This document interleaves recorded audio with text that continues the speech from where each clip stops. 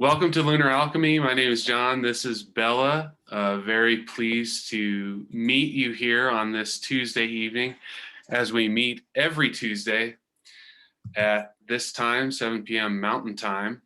So this is a wonderful opportunity for us to dive into and access and integrate the wisdom of the gene keys through the transits of the sun, the moon, and the earth. And this week, I'm really excited about the particular transits that we're going to be working with because it deals with such a universal element of human experience. The sun is currently moving through the portal, the gateway, the gene key, however you like to consider it, of gene key 25. And this is described as the myth of the sacred wound. So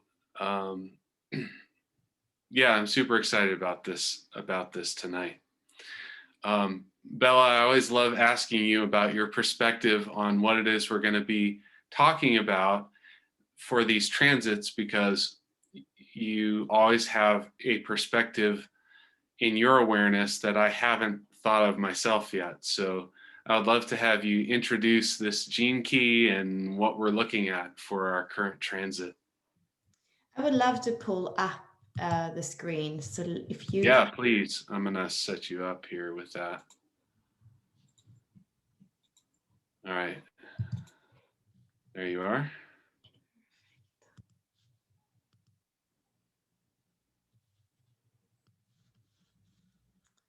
So this is right now how the sky is looking. Let's see. So when we look at the sky, what you were just saying is that we have the sun in the 25th, which is just coming into Aries. So the astrological new year has just started. And then on the other side, this is the perspective. This is where the earth would be. Happy New Year. Happy New Year. And a very big shift going from the 12th house Pisces energy of water and poetry and collective energy to this fire energy in Aries, the individual energy, the initiative, your own authority. Very, very big shift from finishing the year in the 12th energy to going in again to the first energy. And what we see right now is that we actually have this sun, we have Venus, and we have Chiron very close together here in the beginning of Aries. So that creates an energy for sure. And then we have the 46, the Libra energy on the other side. So Aries and Libra energy, very much me, me, me. And also what the 46 is, that it's you, it's Libra, it's kind of that weighing with the scales with you and the other. So I have felt even this week especially a lot in relationship there. I feel like there is a lot of Aries energy, people kind of starting their own project, having their individual way of thinking, and then the scales are not really happy and there is a bit of unease or a little bit of like seriousness, okay, a misunderstanding. And I've seen kind of people part ways instead of going into that more what we have in Libra and in Virgo, a little bit more of the peacemaking energy. So I was observing that in my own, like around me, and I have some people that were speaking about their experiences too that didn't have to do with me. So there seemed to be something around that. I know that the Schumann resonance yesterday was like off the charts. And right now, we know that the moon is very quick to move, but it's going to be in the same half a day in the same gates. And right now, I think it's in 56 still. So here we have a bit of that energy of distraction, of intoxication in a high frequency. It's living life fully, and it's about experiences. But in a low frequency, it can be a bit of that distraction. And I also noticed that for this week, when we had I had different appointments for different reasons. Very unforeseen things have happened. So people don't show up, or there's a misunderstanding, or it seems even like Mercury retrograde kind of thing where technology isn't working or scheduling wasn't working. So what I feel right now, even if we have the sun and Venus together, where the sun is shining on our values, and we can see, what do I value, what's important for me. There seemed to be some dissonance, there seemed to be some interference in the field that for me has been very, very much there. So with this said, John, I'm interested to hear if you have a similar experience. We haven't spoken about your week, so I would love to hear how you relate to those energies that I'm just speaking about. Mm. Well, right now, what I've been thinking about today, it's very much related to the shadow frequency of the gene key that we're just moving into, 25, and this experience of the sacred wound, which I'd love to talk about a little bit more in depth, because the first time I looked at that, I thought, what is a sacred wound? What does that mean? Um, in my part of the world, I live near Denver, Colorado, which is about 30 minutes away from the university city and somewhat, I guess, spiritually centered community of Boulder, Colorado. And just yesterday, there was a mass shooting in Boulder at a grocery store. And looking at these energies, I'm thinking of the sacred wound as like the source of all humanity's suffering. It's the reason that suffering exists in this world of duality. And a very good friend of mine had just made a post on social media about the experience of suffering through an experience like this, a devastation to the community, without holding vengeance toward the um, the ones who are responsible. And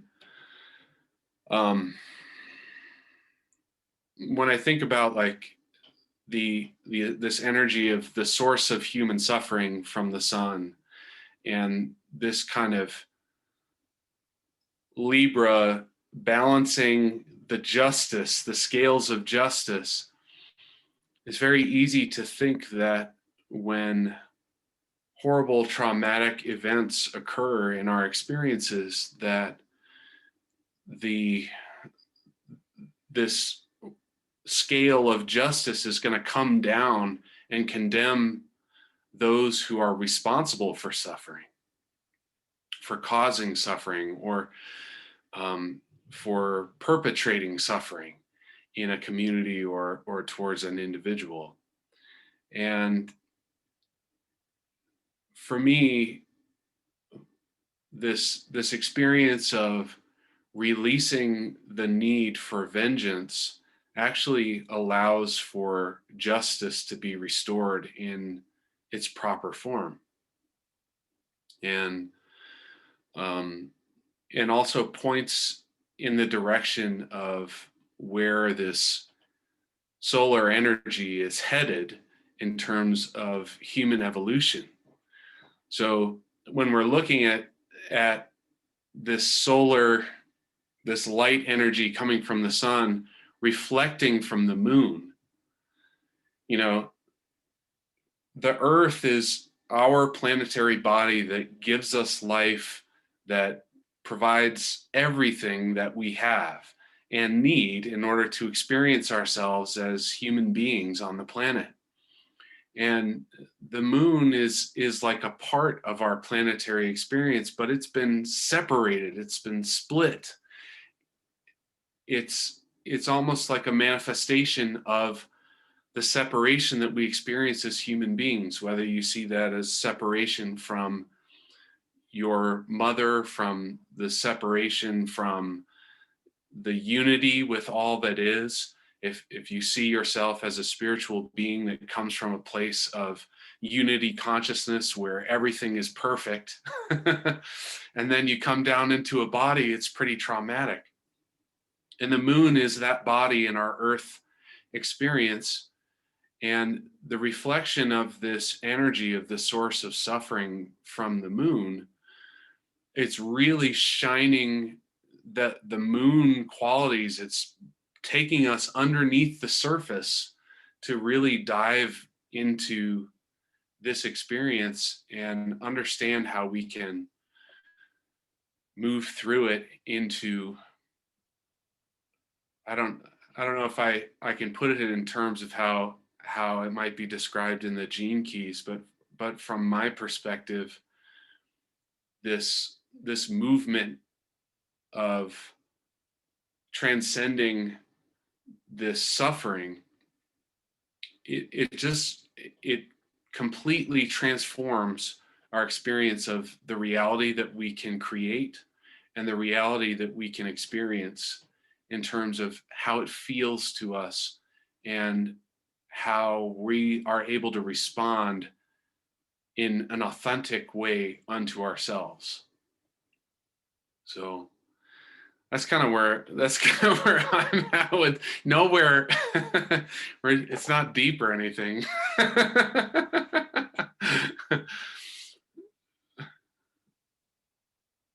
Bella, you're muted. When, I love what you're saying, and I feel like where you are coming from is the 25 as the third sacred seal. I think it's the third, is the core wound of shame. And that's the core wound of humanity. And when we transcend that, there is so much playfulness, there is so much pleasure, that's so much adventure that we can have when we transcend that core wound. And the way that I often think about the 25, I kind of feel it from I have it in my Venus, in my EQ, in my IQ, in the gene keys. And for me, the word that stands out is the innocence. And I think that goes back to what you were saying about the shooting and that kind of experience, where it would be so logical to just shut down and feel like, no, this is not fair. This is not justice. The other side of the chart. This is dishonoring the human body, which is the 46 and the 25 has a lot to do with the blood and the body. So it is that very human and even physical. So it would be very easy to shut down. But what we see really, if we look at also the body graph, we have the 25 in the G center, which is one of the 4 love gates. So we have 25, 46, 10, and 15. Those are the love gates. And on the other side, in the will center, ego center, heart center, we have the 51, which is shock. So what happens in this channel that we can call the channel of initiation or the shaman, we have the 51, thunder over thunder in the I Ching, that is going to shock. Time after time is going to shock this 25. And one of those shocks can be something, really hard that happens in your life. And you would think that that's good. That's going to make the 25 constrict, which is this shadow frequency, that constriction. I don't dare to breathe. I don't want to breathe, because if I breathe, I feel my heart and I feel the pain in my heart. So I'm just going to kind of stop breathing and then we have that constriction that goes into the physical body, so that you don't have a connection with your sacral, with your life force. You cut off your life force. You cut off your saying yes to the experience. And here we have the 29 that we were speaking about a few weeks ago, and that you have very strong in your design. But here we would cut that off. And that could be a whole life like that. In our identity, in a way, becomes constriction, becomes seriousness, because the world is so horrible. There are so horrible people out there. The things that are happening are not fair, etc., etc., etc. And the way that I feel the 25 is that the more slaps that lives give it, the more things that happen that are kind of too hard to forgive, instead of falling into constriction, it is like an initiation into how much more can you open, how much more can you open, how much more can you stop shaming others and yourself for what happens. So through when you have had too many things happening to you, I think my internet, can you hear me? Am I Yeah. Mhm. Okay, good.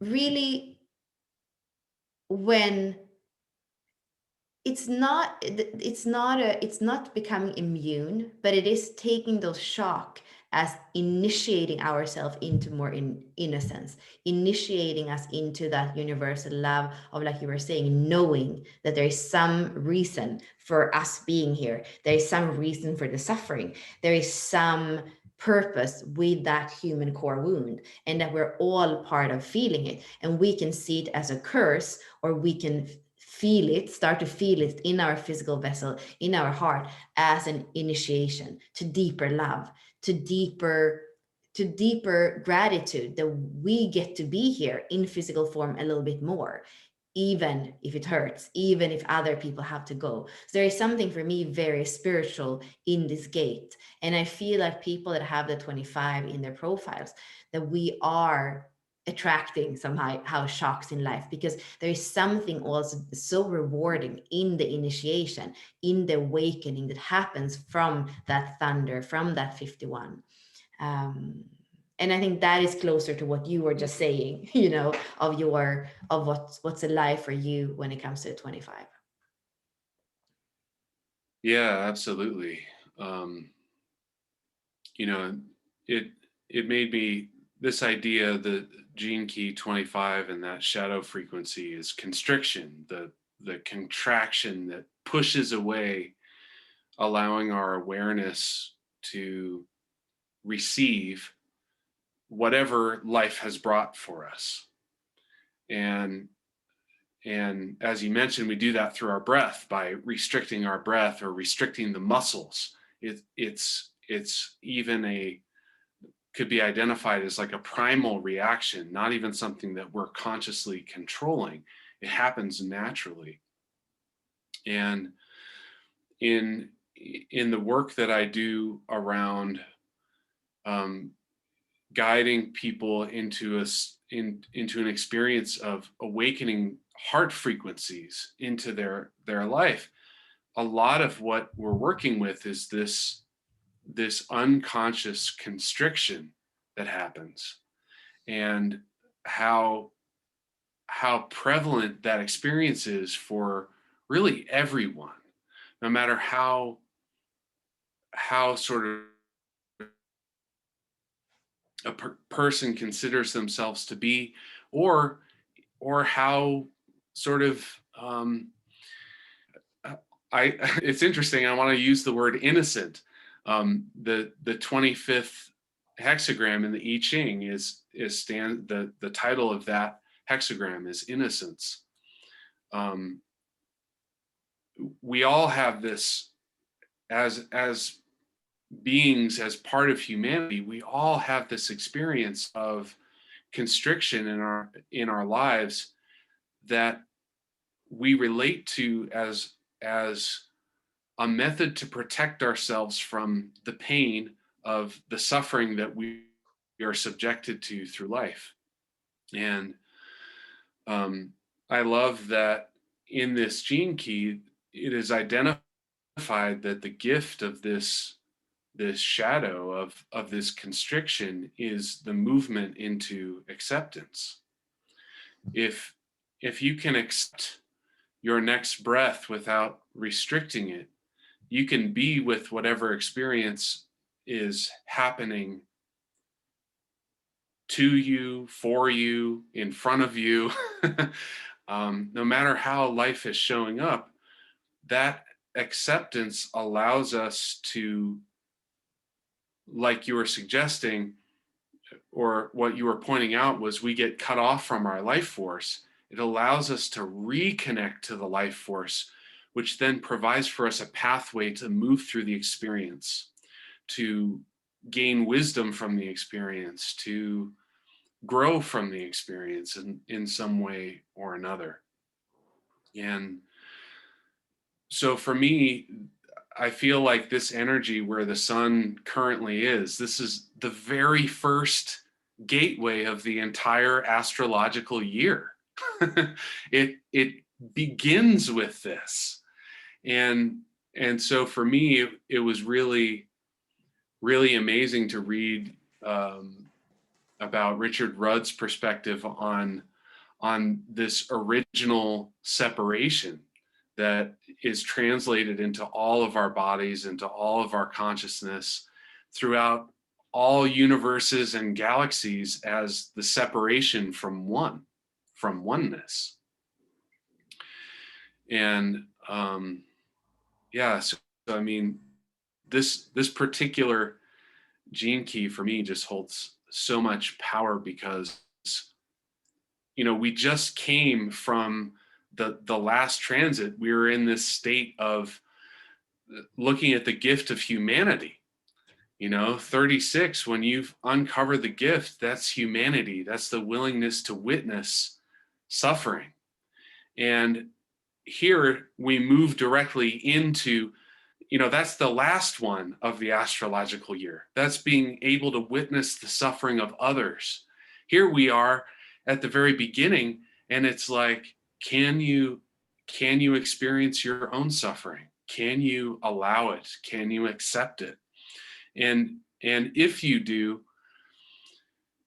contrary to maybe our instincts, will we discover something that's even more valuable on the other side of that experience than the avoidance of it? Mhm. Yeah, and the kind of love that we have in the 25 compared to the love that we have in the 36, for me, they've always felt very different. And very much what you were saying about the 36, it is crisis, it is emotional, it is the messiness of being human, and not only your own messiness, but that kind of emotional soup that we all swim in, because we do lose our loved ones, we do lose what we love. Like, that's the part of the predicament of being human. And it's almost like when we look at the G center, it's a little bit more existential in nature. It has to do with the self, it has to do with direction, it has to do with love, more than anything.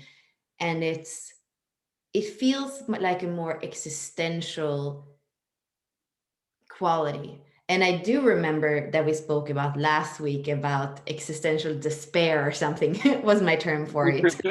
Yeah.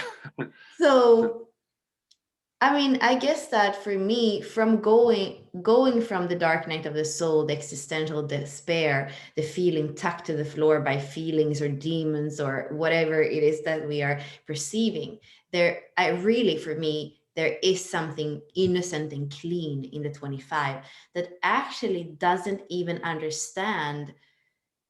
I mean, here it's almost like the emotional soup that we're swimming in. Here, I almost see like the individual looking at the world and seeing, for example, those shootings, and it's just like this. I mean, I can feel it in myself because this is my Venus. These are my values. Like I can see myself looking at the world like if I was a child, and that I'm still a child, and I'm like, you know, the feeling is like, how, you know, it's like I can't even understand how it can, like, how cruelty can exist. But instead of closing down and saying I don't want to be in this world, which actually is the constriction, what happened for me when I was younger was that when I saw all that, I'm also a 6 line in this IQ, in this Venus, and I'm a 6 line, I am a 4-6. So for me, it's easy to go to spirit. So I would leave my body, that would then constrict and be like, where is she? And I would not want to be in the human realm. I didn't want to, tip my toe even in it, because I couldn't understand how it can be, how humans could be so cruel more than anything. And I wouldn't, that's the innocence, I think, of the 25. I wouldn't learn, because you would be like, okay, don't be so naive. Just come back and like be a little bit real. But there is an innocence where I don't actually want to understand cruelty. I want to be able to accept that it exists and be in the world, and maybe even have faith that there is a higher purpose. But that acceptance of being here, even if it hurts in a way, and keeping that innocence, not going into stop trusting existence, stop, and more, of course, more than anything, it's not stop trusting love, that is the only, at the end of the day, is the only thing that matters. And I guess at the end of the day is the only thing that really exists and means something to us humans. And when that quality gets to be sitting in its throne, like then somehow, we are initiated into being here in a new way. And that is what I feel the 5125 being about. Mm. Yeah, that's lovely. I just this consideration of how we can move um, into into a greater experience of our life, of being initiated through this process to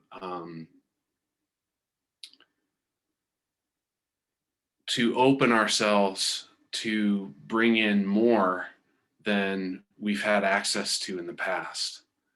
And it's just, I mean, I sort of feel, I feel like um, in this particular energy, there's a great heaviness for for humanity in general, that you're speaking of innocence, and oftentimes innocence is one of the qualities that is universally championed by every human being. The easiest way to trigger a response in another human being is in some way to attack the innocence of a child. Almost every human being automatically has a very deep, powerful, visceral response to a threat, to whether it's a child out that they know or don't know. It doesn't matter. That we all, from our inner child innocence, that sense of wonder of life, relate to all of humanity through this kind of way of seeing the world. And what's amazing about this experience of suffering is that it is that very aspect of gene key 25 that can destroy that innocence if we constrict too hard against the experience of life. And so from that standpoint, it just feels like this particular energy is such a huge catalyst for the direction of healing in humanity as a whole. I, Bella, I think what I'd like to do is maybe move on just with our members and talk about where we're headed from here, and be able to move into the quantum healing transmission that will hopefully open up some more inner pathways for working with this energy. Do you have any other thoughts that we haven't shared on this topic before we do that?